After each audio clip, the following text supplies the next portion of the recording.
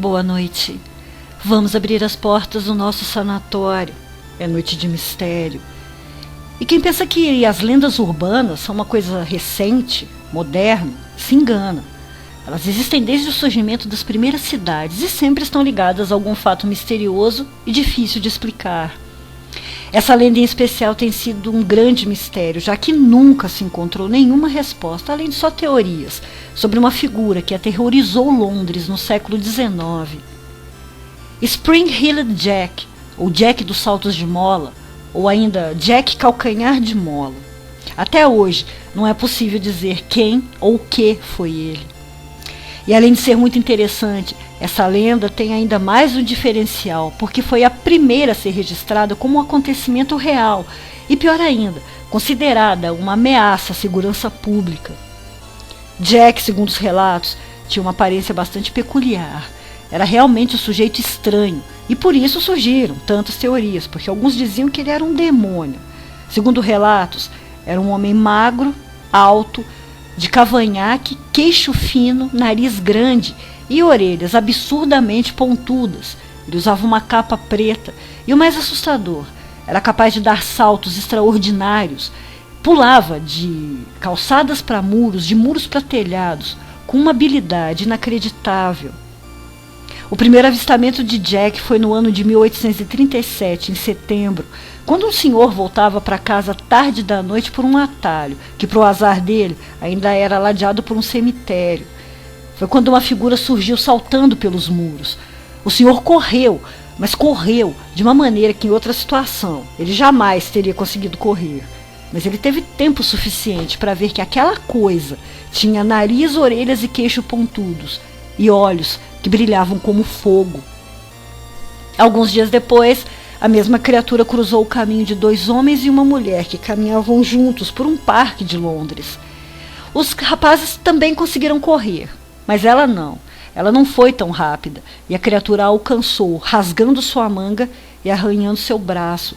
A moça desmaiou e só foi encontrada na manhã seguinte por um guarda. Um mês se passou quando Mary Stevens estava voltando do trabalho em Lavender Hill. Era noite e uma figura estranha saltou de um beco, parando bem em frente a ela. Ele a imobilizou, a beijou, e quando a moça começou a gritar desesperadamente, Jack foi embora saltando. Ela contou aos policiais que ele tinha mãos frias, como as de um cadáver. Durante toda aquela noite, os gritos de Mary fizeram com que os vizinhos acordassem e fossem em busca de Jack, mas não conseguiram encontrá-lo.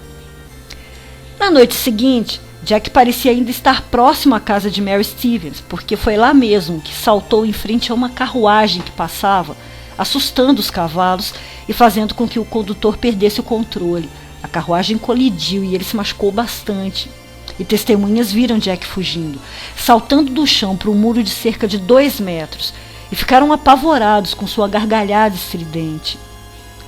A partir daí, Jack dos Saltos de Mola já era um caso de polícia. Os investigadores descobriram pegadas com 7 centímetros de profundidade, o que poderia indicar que Jack usasse algum mecanismo de mola nos sapatos, mas foi só isso. E em 9 de janeiro de 1838, Sir John Cowan, o então prefeito de Londres, declarou Jack uma ameaça pública, principalmente após receber uma carta relatando vários outros ataques que até então tinham sido mantidos em segredo. Eles teriam ocorrido em Londres e agora também nas imediações, e sempre com a mesma descrição do suspeito. E cada vez mais e mais ataques eram comunicados. Também já estavam acontecendo na área rural e também em alguns condados próximos. Grupos de buscas foram organizados, mas nenhum deles conseguiu pegá-lo. O máximo que conseguiram eram alguns relatos de membros dos grupos que conseguiam ou avistá-lo de longe ou até mesmo ficar cara a cara com ele, mas ele sempre escapava. Enquanto isso, Jack Saltos de Mola continuava agindo, e apesar de serem relatados apenas arranhões e muitos sustos, um assassinato já havia sido atribuído a ele. Em fevereiro de 1838, 2 adolescentes foram atacadas, apenas com poucos dias de distância um ataque do outro.